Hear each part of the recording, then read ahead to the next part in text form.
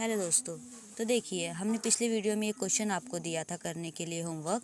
तो चलिए देखते हैं इसका आंसर क्या होगा। क्वेश्चन है, एक वर्ग के विकर्ण की लंबाई 5 मीटर है, इस वर्ग का क्षेत्रफल कितना होगा। चलिए क्वेश्चन कर लेते हैं। एक वर्ग है, इसके विकर्ण, ये विकर्ण है, इसकी लंबाई 5 मीटर दी है, तो इसका हमें क्षेत्रफल निकालना है। तो क्षेत्रफल का फॉर्मूला क्या था हमारा, क्षेत्रफल बराबर भुजा का वर्ग और एक और फार्मूला था 1/2 विकर्ण का वर्ग। तो यहाँ पर देखिए हम ये फॉर्मूला यूज़ नहीं करेंगे क्योंकि हमें क्षेत्रफल निकालने के लिए भुजा का मान नहीं दिया है, हमारे पास सिर्फ दिया है विकर्ण का मान दिया है। तो हम ये फॉर्मूला यूज़ करके सवाल करेंगे। तो देखिए एरिया इक्वल टू 1/2 विकर्ण क्या दिया है 5 का स्क्वायर। अब देखिए 5 का स्क्वायर है मतलब 5 × 5 = 25 होगा, इंटू 1/2। अब 2 को भाग करेंगे 5 से, तो 2 को काट लेते हैं, 2 × 1 = 2, 2 दूनी 4 और पॉइंट 2 पंचे 10। तो इसका आंसर आएगा 12.5 मीटर स्क्वायर। तो एरिया बराबर 12.5 मीटर स्क्वायर। ठीक है। अब अगला क्वेश्चन देख लेते हैं। अगला क्वेश्चन था, एक वर्गाकार पार्क के चारों ओर तार खींचा जाता है, यदि पार्क के एक तरफ की लंबाई 15 मीटर है तो पूरे तार की लंबाई क्या होगी।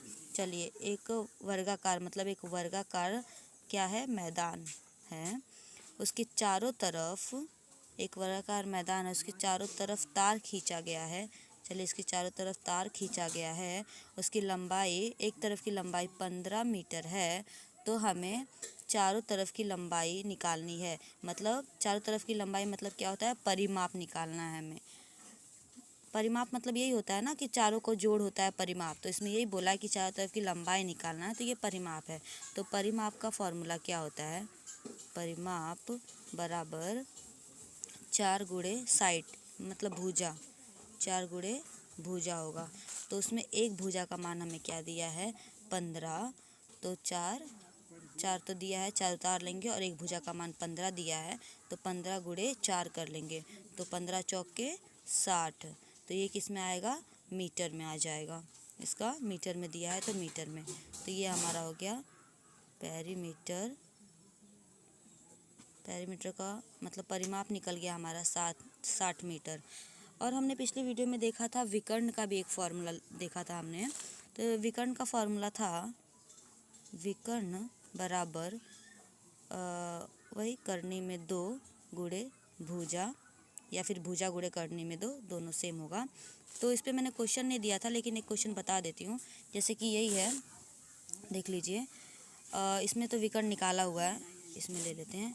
मान लीजिए 15 भुजा का मान दे दिया है और विकर्ण निकालने बोला है। चलिए समझ लीजिए विकर्ण निकालने बोल रहा है और 15 इसका मान दे दिया है। तो इसका फॉर्मूले पे लगाएंगे।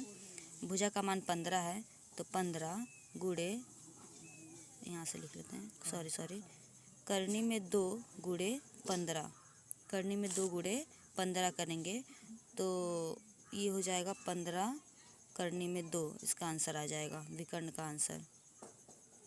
विकर्ण का आंसर आ जाएगा 15, क्योंकि सब गुणा होगा तो 15 को आगे लिख लेंगे और करनी में 2 को ऐसे लिख लेंगे। तो 15 और करनी में 2, ये होगा इसका विकर्ण का आंसर होगा।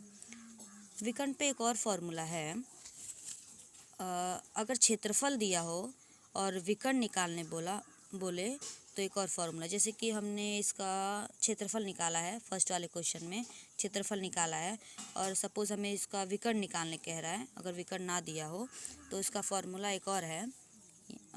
विकर्ण का फॉर्मूला, अगर क्षेत्रफल दिया हो, क्षेत्रफल निकाला हो तो विकर्ण का फॉर्मूला होगा करनी में 2 × क्षेत्रफल,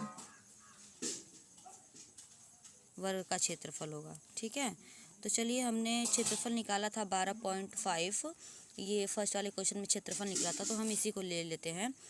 तो 12.5 सेंटीमीटर स्क्वायर करनी में 2।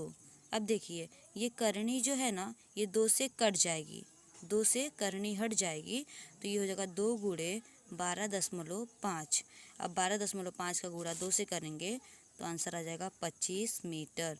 तो विकर्ण क्या हो गया? 25 मीटर। तो विकर्ण पे 2 फॉर्मूला था। एक विकर्ण पे 2 गुणे क्षेत्रफल अगर दिया हो और इसमें अगर भुजा दिया हो तो विकर्ण कैसे निकालते हैं। चलिए दोस्तों, देखने के लिए धन्यवाद।